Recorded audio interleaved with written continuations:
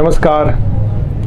ये वीडियो कई दिनों बाद लेके आया हूँ, चूँकि अस्थाई इसमें हम लोग काफ़ी व्यस्त थे मॉक इंटरव्यू को लेकर के, और एक एक दिन में सुबह में 10 बजे से लेकर के और पता चला कि इस रात में 9 बज जाता था। तो बीच में आपने देखा होगा कि अस्थाई इसके यूट्यूब चैनल पे कोई वीडियो नहीं आया। आज मॉक इंटरव्यू थोड़ा पहले ख़त्म हो गया था, तो इसलिए ये वीडियो सोचा कि जो अभी मॉक इंटरव्यू का जो भी हम लोगों का एक्सपीरियंस है उसके बेस पर कुछ बातें बीपीएससी 70 इंटरव्यू देने वाले लोगों के लिए बताऊं। और साथ में एक नया डेवलपमेंट भी था कि कल जैसा कि सबका शेड्यूल आ गया, हाफ लोगों का, आधे लोगों का जो 28 फरवरी तक है उसका शेड्यूल आ गया है, और उसके बाद वाले शेड्यूल वो फिर दोबारा जारी करेंगे। इसके बाद एक और अच्छी बात है ये शेड्यूल में कि 96 लोगों को एक दिन में ले रहे हैं, दोनों शिफ्ट में मिला के जो मैंने काउंट किया। तो उसके 96 का मतलब हुआ कि 24 लोगों का 4 पैनल अगर ये बनाते हैं तो 4 पैनल में 24 लोग एक होंगे, एक बोर्ड में 12 लोग सुबह, 12 लोग शाम को। तो अब यहाँ पे बोला जाए कि जो 24 एक दिन में जो हम लोगों का अपना यहाँ आस्था इसका एक्सपीरियंस है, उस बेस पे बता रहा हूँ कि हम लोग तो चूँकि जनरल स्टडीज़ के टीचर हैं, तो जनरल स्टडीज़ टीचर हैं तो कैंडिडेट को ही आते हैं। उसमें इकोनॉमिक्स का हुआ, साइंस टेक्नोलॉजी का, जैसे कोई जूलॉजी का है, कोई बॉटनी का है, इंजीनियरिंग का है, मैकेनिकल इंजीनियरिंग का है।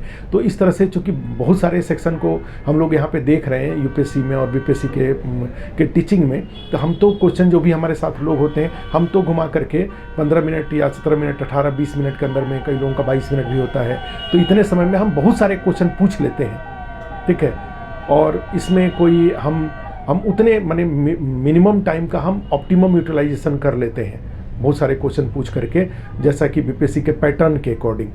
लेकिन मुझे लगता है कि बीपीएससी में जो लोग बैठे हुए हैं उस तरह से हमारे जैसे वो फास्ट ट्रैक में नहीं कर पाएंगे। तो ऐसी स्थिति में मैं ये बात इस तरह से इसलिए बता रहा हूँ कि अब एक दिन में 24 लोगों का इंटरव्यू अगर बीपीएससी में एक पैनल को लेना होगा, तो निश्चित रूप से जो टाइम अवेलेबल है उस टाइम के अकॉर्डिंग मुझे लगता है कि एवरेज 12 से 15 मिनट से ज़्यादा वो टाइम एक कैंडिडेट के लिए निर्धारित नहीं होगा। और 12 से 15 मिनट में आप खुद एज्यूम करके देखिए कि कितने क्वेश्चन जो पैनल है वो पैनल पूछ पाएगा। ठीक है, और अगर ज़्यादा अधिक से अधिक क्वेश्चन पूछना चाहेंगे तो निश्चित रूप से वे माने बिल्कुल क्विक फायर मोड में वो क्वेश्चन पूछेंगे, और उनकी कोशिश यही होगी कि आपके पूरे आंसर कोई क्वेश्चन पूछे और उससे अगर उनको इम्प्रेशन लग जाता है कि हाँ मेरा जो पर्पस था क्वेश्चन पूछने से, मेरा जो पर्पस था कैंडिडेट से जानकारी लेने का, वो चाहे सही हो या गलत हो, पूरा हो गया, तो बीच में क्वेश्चन को काट देंगे वो, और काट करके फिर दूसरे क्वेश्चन, तीसरे क्वेश्चन, और कोशिश उनकी होगी कि कम से कम समय में अधिक से अधिक क्वेश्चन पूछ करके आपके पर्सनालिटी का असेसमेंट कर ले वो। ठीक है, तो एक तो ये बात है कि जो शेड्यूल आया है, इंटरव्यू का शेड्यूल आया है उसको लेकर के। जो सेकंड है कि शेड्यूल आने के बाद आज मॉक था, सुबह से ही मॉक इंटरव्यू आस्था इसमें चल रहा था। तो आज जो मेरे बगल में सर बैठे हुए थे तो उनका कहना ये था कि शेड्यूल आने के बाद लोग काफ़ी प्रेशर में दिख रहे हैं। ठीक है, और आज के डेट, आज जो मॉक शेड्यूल था उसमें सारे मोस्टली जो वही लोगों का था जिनका कि 10 फरवरी के पहले इंटरव्यू होना है, या जो 21 तारीख को, 22 तारीख को, या जो मैंने अर्ली फेज में जो 31 जनवरी तक का जो इधर के लोगों को ही प्रायोरिटी दी गई थी। तो ऐसी स्थिति में जो सर थे उनका कहना ये था कि आज लोग थोड़े प्रेशर में दिखाई दे रहे हैं डेट आने के बाद।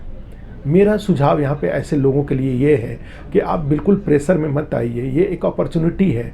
आप नहीं समझ रहे हैं आप कितने इम्पॉर्टेंट मेंस का एग्ज़ाम क्वालिफाई किए हैं, और मेंस का एग्ज़ाम क्वालिफाई किए हैं वो तो अपनी जगह पे है ही, उससे ज़्यादा इम्पॉर्टेंट है कि 2000 से ज़्यादा सीट है, 2000 सीट है, और इस 2000 सीट में थोड़े से अपने आप को संभाल लेंगे तो आपको आपका जो कई लोगों का प्रमोशन होना है, कई लोगों की बेरोजगारी दूर होनी है, ये सब आपको आपका जो डिज़ायर है वो पूरा हो जाएगा।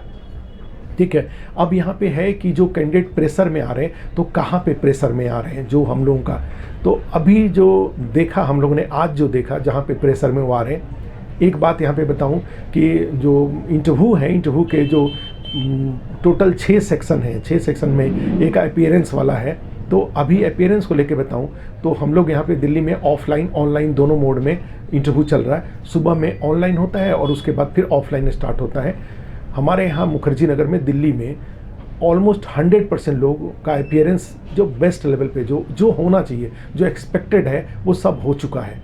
अब जो लोग मॉक इंटरव्यू देने आ रहे हैं वो बिल्कुल एकदम माने जैसे देसी भाषा में कहा जाए बिल्कुल टकाटक हैं, एकदम ब्यूरोक्रेटिक पहनावा ओढ़ावा में है, और कहीं जो ड्रेसेज हैं उसमें कोई एरर नहीं दिखाई दे रहा है, चाहे मेल हो चाहे फीमेल हो, बिल्कुल ओके। अब इसमें हम 100 में 100 मार्क देते हैं। एक आध लोग कभी कई बार आते हैं, लेकिन वो मान लीजिए वो कुछ उनके साथ कुछ जैसे ड्रेस अभी आज ही मिलना था और मिल नहीं पाया, तो इस तरह की बातें को छोड़ दिया जाए। तो अदरवाइज़ यहाँ पे इस मामले में ऑनलाइन में थोड़ी दिक्कत इस बात की दिखती है कि ऑनलाइन में 60-40 का रेशियो है। अभी भी 60% लोग बिल्कुल अपने वो टकाटक हो चुके हैं, लेकिन अभी भी 40% लोग कैजुअल ड्रेस में हैं, या अभी भी उनका दाढ़ी नहीं कटा है। कई लोग दाढ़ी रखते हैं, यूथ हैं दाढ़ी रखते हैं, ठीक है, कोई बात नहीं है। लेकिन मेरा यहाँ पे ये सुझाव ये है कि अगर आपका इस जो शेड्यूल आ चुका है इंटरव्यू का, तो आप अब दाढ़ी जरूर बनवा लीजिए, बिल्कुल क्लीन से हो लीजिए, क्योंकि फॉर्मल बिहार जैसे राज्य में ये फॉर्मल अपीयरेंस का पार्ट है।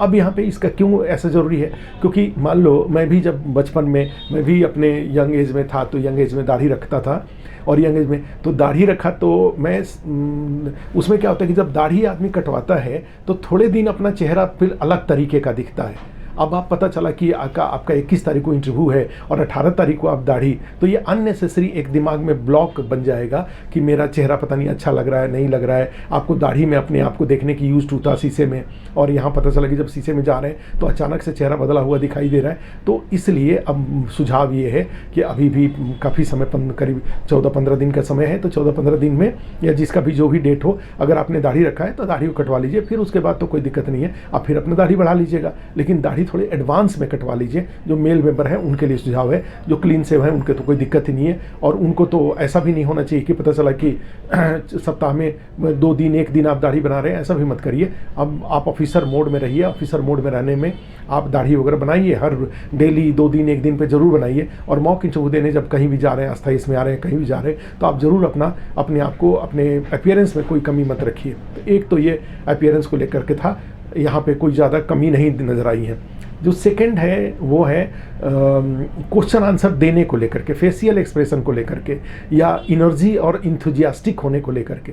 तो यहाँ पे हमें यहीं पे सुझाव देना है कि जो प्रेशर में आने का मतलब यही है कि कई लोगों को देखा हमने कि बड़े माने एनर्जी, बहुत ही कम एनर्जी के साथ इंटरव्यू दे रहे हैं, प्रेशर में आ जा रहे हैं। प्रेशर में मत आइए, आपने बहुत इंपॉर्टेंट मेंस पास किया है, और थोड़े से अपने आप को अगर इनर्जेटिक बना लेंगे उस 15 मिनट के लिए, अगर अपने आप को इनर्जेटिक होने का प्रैक्टिस कर लेंगे, तो भी आपका बिल्कुल इस 2000 में से आपके लिए एक पद इंतजार कर रहा है। तो 15 मिनट के लिए हम अपने आप को क्यों नहीं रीप्रोग्रामिंग कर लें। हमें ये आपको नहीं बोल रहे हैं कि आपका फेशियल एक्सप्रेशन जैसा है आप उसको जीवन भर के लिए बदल लें, हमारा उद्देश्य नहीं है। हमारा उद्देश्य बस इतना ही है कि जब मॉक इंटरव्यू देने आए तो अपने आप को इस 15 मिनट में अपने आप को प्रैक्टिस करिए, और बीपीएससी में जब इंटरव्यू देने जाइए तो वहाँ पे अपने आप को उस 15 मिनट के लिए जो एनर्जी है वो एनर्जी को एकदम बेस्ट ऑफ एनर्जी रखिए, फर्स्ट पार्ट। दूसरा पार्ट, इंथुजियास्टिक रहिए। इंथुजियास्टिक का मतलब होता है कि जैसे आपके दिमाग में अभी कोई दूसरी बात नहीं चल रही है, बोर्ड के प्रति, बोर्ड का जो क्वेश्चन है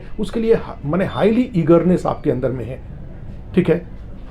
चेहरा स्माइलिंग है, चेहरे पे कोई प्रेशर नहीं फील होना चाहिए, एनर्जी के साथ होने चाहिए, और साथ में इंथुजियास्टिक होने चाहिए। देखें बोर्ड क्या पूछ रहा है, जैसे ही बोर्ड क्वेश्चन पूछता है जी सर, और 1 सेकंड का 2 सेकंड का पाउज लेकर के बड़े ही डिसेंट तरीके से आपने एकदम कॉन्फिडेंस के साथ उसका जवाब देना है आपको। और ये इस चीज़ का आपको प्रैक्टिस करना है, और ये प्रैक्टिस करने में जो मॉक इंटरव्यू देने आते हैं उस समय तो प्रैक्टिस करिए ही करिए, सोच के आइए कि मुझे इस बात का आज प्रैक्टिस करना है। आप जब गेट के अंदर आइए तो उसमें परमिशन लीजिए, नमस्कार करिए, जो भी विश करना है विश करिए, और उसके बाद प्लान करके आइए कि आज मुझे अपने आप को, चाहे मेरा जैसा भी फेशियल एक्सप्रेशन रहा है, चाहे जो भी मेरा एनर्जी लेवल है, लेकिन इस 15 मिनट 17 मिनट के लिए जो मैं मॉक इंटरव्यू देने जा रहा हूँ, मैं बेस्ट ऑफ एनर्जी शो करूँगा, और एकदम से मैं प्रैक्टिस, क्योंकि यहाँ पे एरर से ही सुधार होगा।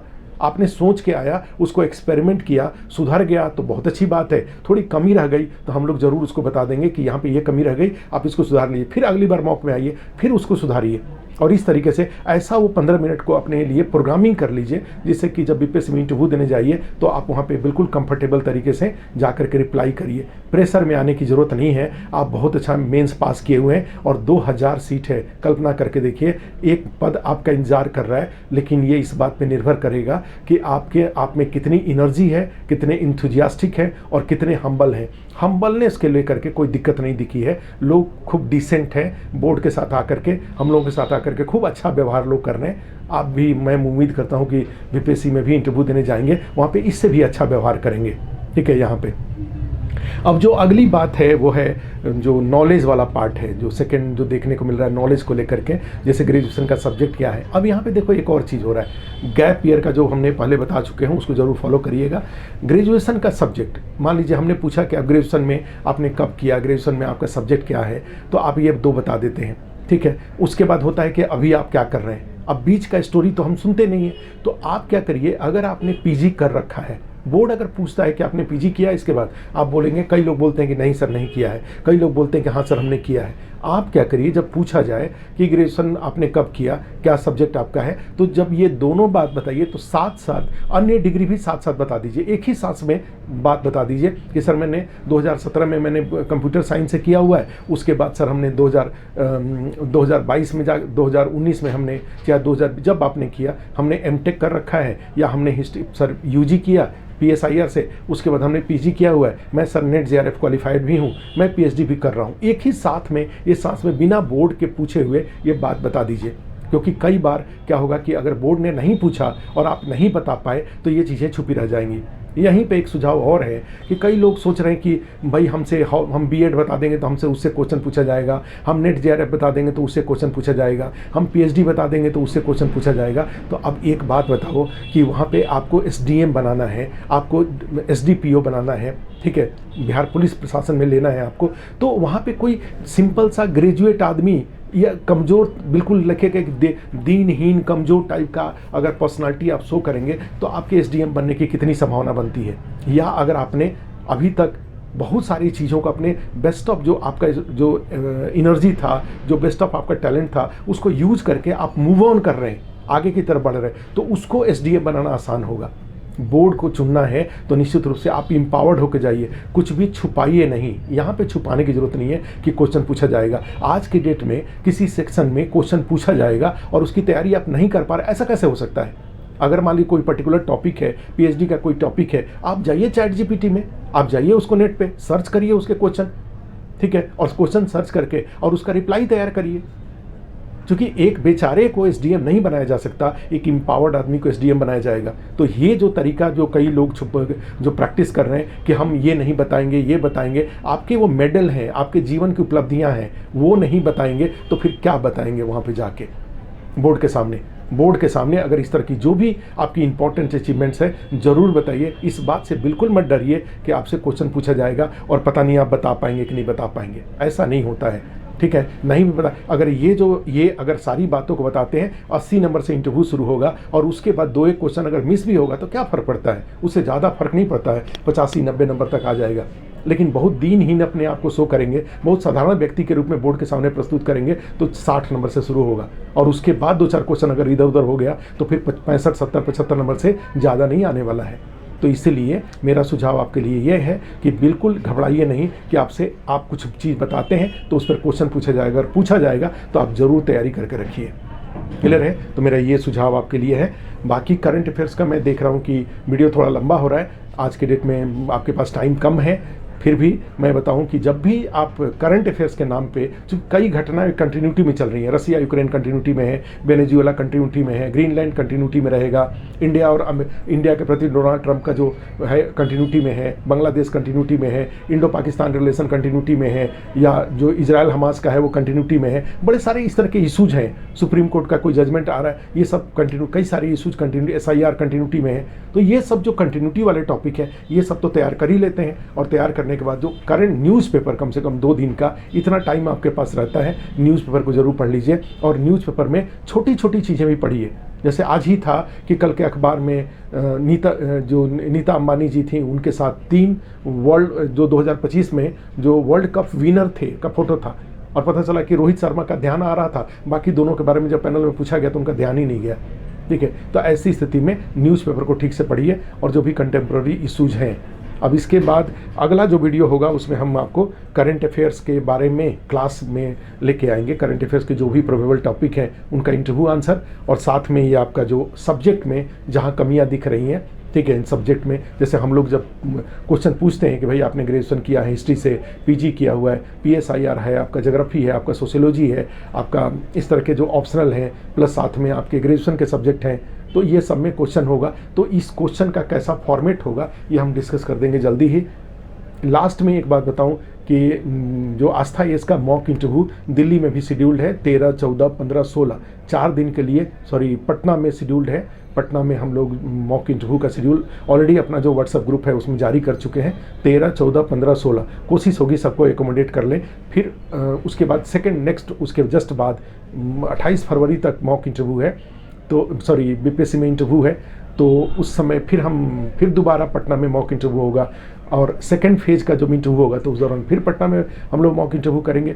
तो अधिक से अधिक लोगों को एकोमोडेट जरूर कर लेंगे, लेकिन कोशिश हम लोगों की यही है कि दिल्ली में चूँकि हमारा सारी फैसिलिटीज़ हमारे पास है, तो दिल्ली में तो हम जो 3 मॉक आस्था आईएएस की तरफ से ऑफर किया जा रहा है उसमें से 2 हम दिल्ली में ऑफलाइन कर लें, ऑफलाइन या ऑनलाइन, दिल्ली वाले लोगों को ऑफलाइन ऑनलाइन। पटना में जो लोग हैं उनको हम कोशिश करें कि एक कम से कम उनको ऑफलाइन इंटरव्यू ज़रूर ऑफ़र कर लें।